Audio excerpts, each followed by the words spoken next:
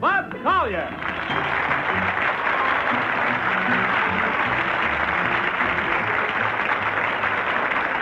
Thank you very much. I want to tell you that's the largest confetti. But I must say, I'm glad that you occasioned it with a little bit of confetti, because this is our return in our nighttime slot, our new slot, on Monday evening, so we hope you'll all be with us every Monday. And good evening to you, wonderful people. Good evening, Bud. Have a very exciting new way to play To Tell the Truth with Betty Davis and two imposters later on in the show. But right now, let's meet our first team of challengers.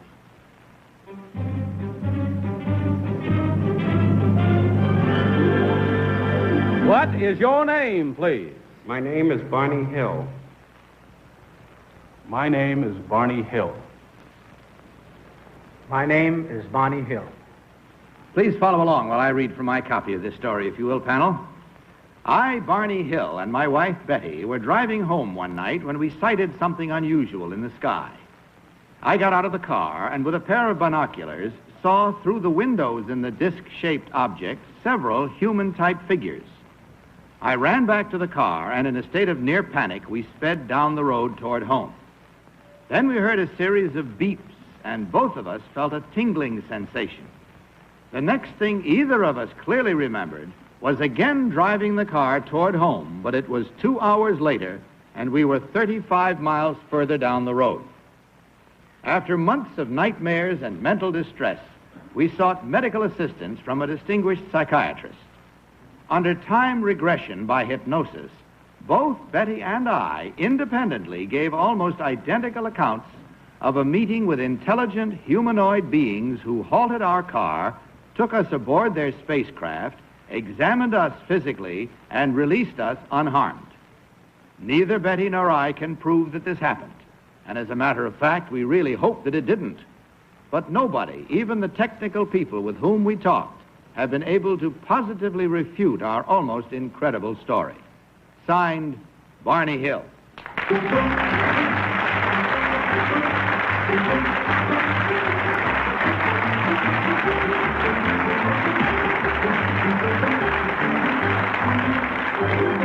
Incidentally, panel, the story of Betty and Barney Hill is the subject of a fascinating book by John G. Fuller called The Interrupted Journey.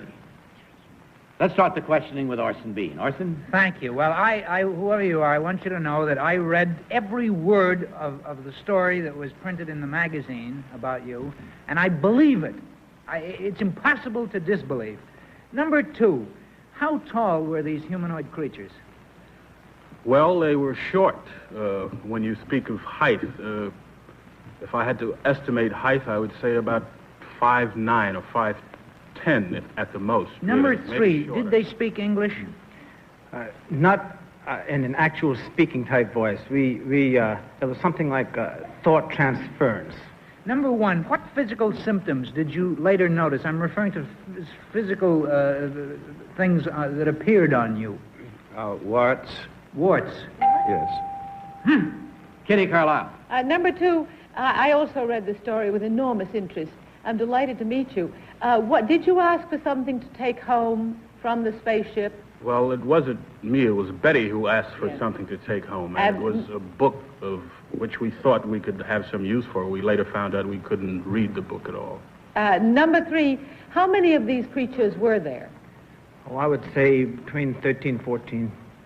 Number one, when you were examined physically, were you examined in the usual sense that we would make an examination on Earth? Yes. You were? Yes. Number two, did you find no differences between the examination that they were interested in and, let's say, an ordinary physician, Earth physician, would have? Well, there were differences. Thank Definite you. differences. Yes. Number three, did you go to Harvard to have any consultations? I'm sorry, Kitty. Tom.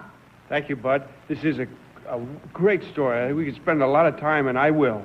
Number one, do you actually have any memories of this? Yes. Number two, do you agree? Oh, yes, definitely. What form did they take? Did you have memories of it after you were awakened on driving back down the road? Well, I had some memories from Indian Head, which is a point in New Hampshire when this whole thing started. of course, now I have more vivid memories because of the hypnosis that Well, let me ask number 3 that. Were you reminded of things that happened under hypnosis, or did you ever remember any of them without the hypnosis?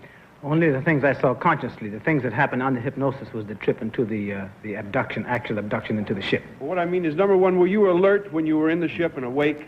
More like in a somnambulistic state. Then you...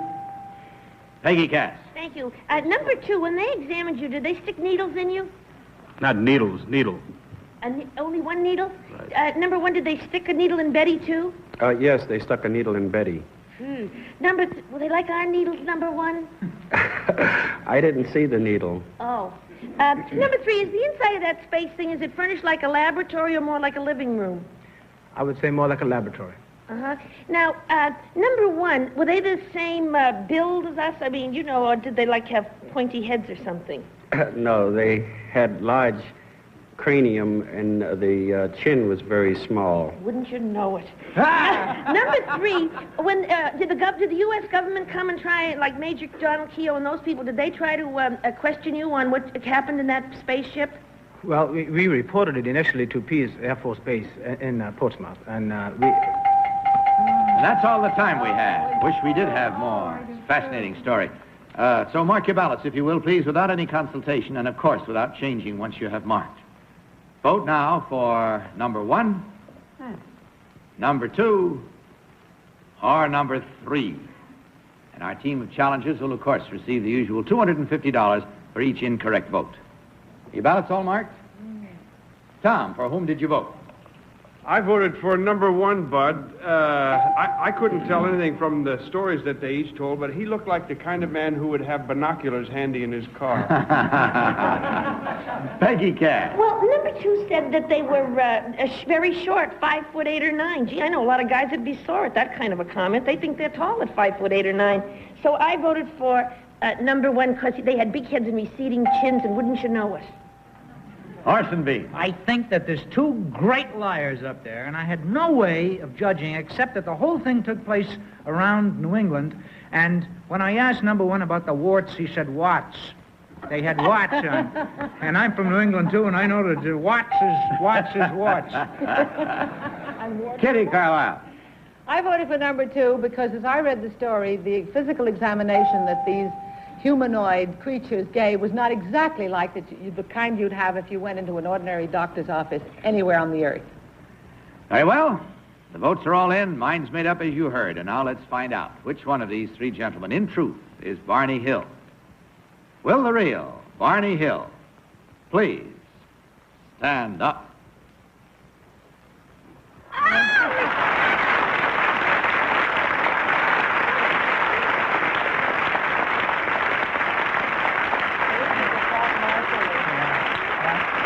Thank you, sir. Glad they let you back to us safe and sound. That's important, too. Did the headaches and things go away? All of his bad... Actually, there weren't headaches. There was distress. I developed an ulcer, and Betty had a series of dreams that lasted for about 5 days. That's all gone now. Yes. Thank goodness. Good. Number 2, what is your real name and what do you really do? My name is Howard Johnson. I'm a sales representative for Sussex Clothes in New York City. Thank you, sir. Number 3, what is your real name and what do you do? I'm Dr. Theodore Stent. I'm chief of the X-ray department, Harlem Hospital, Columbia University. Well, gentlemen, thank you for that wonderful story. And there was 1 incorrect vote as we checked to see. Then that, of course, is worth $250. And we thank you very much for being with us tonight. Hope it was a pleasant visit for you as it was for us. Goodbye and God bless you.